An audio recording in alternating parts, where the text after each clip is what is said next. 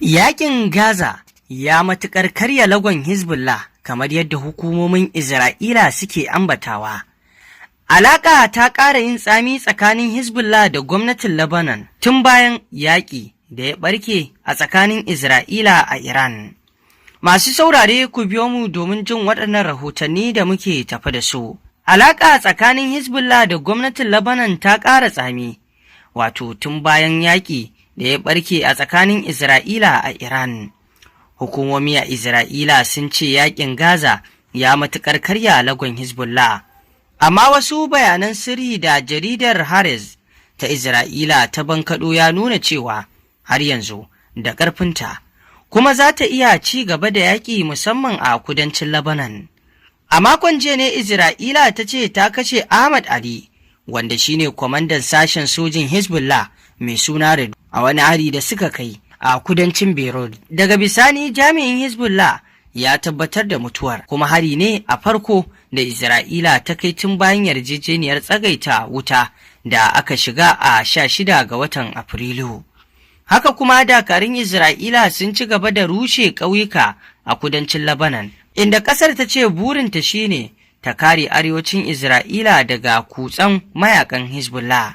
Hezbollah ta fara harbi da rokoki da jirage marasa matuƙa zuwa Isra'ila ne bayan yakin ya ɓarke a ranar 12 ga watan Maris, a lokacin da aka sanar da tsagaita wutar a ranar 16 ga watan Afrilu. Sai Firaministan Isra'ila Benjamin Netanyahu ya ce, raba ƙungiyar da makamai ne ya fi muhimmanci a batun shiga tsagaita wuta. Ita dai Hezbollah ta yi watsi da wannan buƙatar, inda wato ta nanata cewa kamata ya yi makomar makamanta ta kasance ta hanyar tattaunawa bayan yakin. Ita kuma Iran ta buƙaci a tsara hanyar tabbatar da wato dawwammamen zaman lafiya ne kafin a shiga batun tsagaita wuta, inda ta dage kan ƙin amincewa da shiga yarjejeniyar kamar yadda Trump ya tsara. An kashe aƙalla mutum 2,896 a farkon wato yakin zuwa yanzu, kamar yadda ma'aikatar lafiya Lebanon ta bayyana. Sannan an raba wato kusan mutum miliyan 1.2 da mahallansu. Sai dai alƙalman ba sa bambanta sojoji da fararen hula. Ita kuma Isra'ila ta ce an kashe mata sojoji 18 da fararen hula 4 tsakanin lokacin.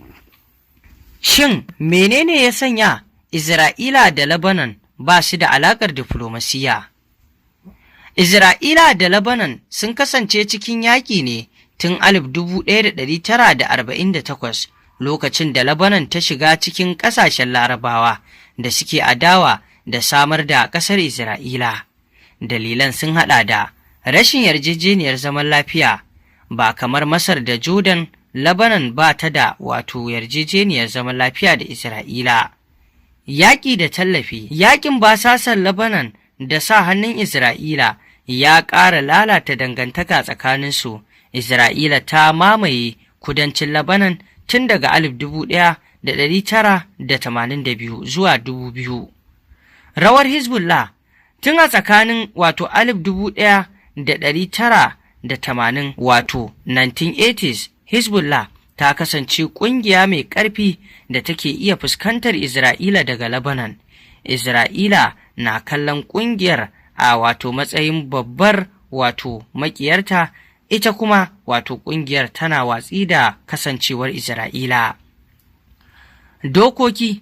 A hukumance Lebanon ta ayyana Isra'ila a matsayin wato maƙiya, inda ita ma Isra'ila tana matsa lamba kan shigar 'yan Lebanon ƙasarta. Wannan dai al'amarin da ke wakana kenan masu saurare kamar yadda kuka ji, wanda babu shakka dai abubuwan da ke faruwa a batun wato tsakanin Hezbollah ɗin da kuma wato Isra'ila da ma Lebanon ɗin baki ɗaya abu ne da yake ƙara wato ɗaukar hankali, yayin da ake tattaunawa dai domin samar da zaman lafiya tsakani, yayin da wakilan ƙasashen Isra'ila da Lebanon za su haɗu domin tattaunawa a ranar Alhamis a birnin Washington, sannan su sake wata tattaunawar a ranar Juma'a a ƙarƙashin jagorancin Amurka, wato kaga tun jiya Alhamis kenan zuwa yau Juma'an nan. Wannan na zuwa ne bayan wata tattaunawa da aka yi a ranar 23 ga watan Afrilu da ya gabata, wanda shugaban Amurka Donald Trump ya jagoranta. Amma duk da yarjejeniyar tsagaita wuta da Amurka ta jagoranta ta ranar 16 ga watan Afrilu, Isra'ila Hezbollah sun ci gaba da yaƙi, musamman a kudancin Lebanon.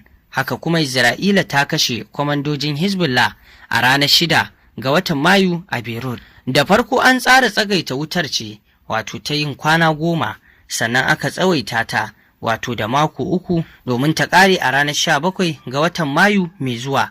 Kaga kenan yau muna 15, gobe 16, wato ranar Lahadi kenan za ta ƙare. Zagaye na 3 na tattaunawar, wato za a fara ranar Alhamis kenan, wanda ma'aikatar harkokin wajen Amurka za ta jagoranta a Washington. Sannan bayan tattaunawar, wakilan za su gana da shugabannin kasashen kafin sake zama a ranar Juma'a. A ranar 23 ga wata ne bangarorin biyu suka yi tattaunawar ƙarshe a fadar White House, inda bayan ganawar shugaban Amurka Donald Trump ya sanar da tsagaita wuta ta mako 3. Ya kuma wato bayyana cewa zai gana da Firaministan Isra'ila Benjamin Netanyahu da shugaban Lebanon Joseph Aoun a Washington. Sai dai wato har yanzu ba a yi wannan tattaunawar ba. Shugaba Aoun ya ce dole a tabbatar da tsarin tsaro na musamman, sannan dole Isra'ila ta dakata da harare kafin taron. A ranar 14 ga watan Afrilu, wakilan kasashen Lebanon da Isra'ila sun yi ganawa ta farko a cikin shekara 30 domin lalubo hanyar kawo ƙarshen yakin Isra'ila da Hezbollah mai samun goyon bayan Iran, inda aka amince a tsagaita wutar har na tsawon wato shekara 2. A yanzu dai babban alamu na nuna cewa ƙasar Isra'ila na son ganin bayan Hezbollah, saboda irin yadda Hezbollah ta zama mata ƙarfen ƙafa bisa hare-hare da Hezbollah ɗin ke kaiwa cikin Isra'ila.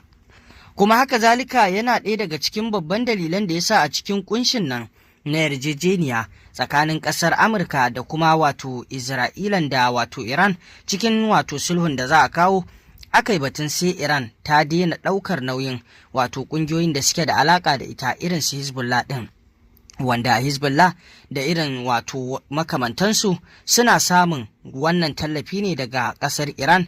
Ita take ba su makamai da kuma kuɗaɗe, wanda ƙasar Amurka da Isra'ila suna son lallai sai Iran ta daina ba su waɗannan makamai. A yanzu dai abin da ake ciki kenan, wato yayin da ake yunkurin a kawo daidaito tsakanin wato Isra'ilan da ma Lebanon ɗin bisa har-haren da suke wakana tsakanin su. To masu saurare, ƙarshen rahotannin labaran kenan. Ku ci gaba da bibiyar wannan tasha tamu domin samun rahotannin labarai kan abubuwan da ke faruwa a duniya baki ɗaya. Muna roƙon da ku dangwala mana alamar subscribing, sannan ku danna ƙararrawa domin kasancewa da mu a koda yaushe.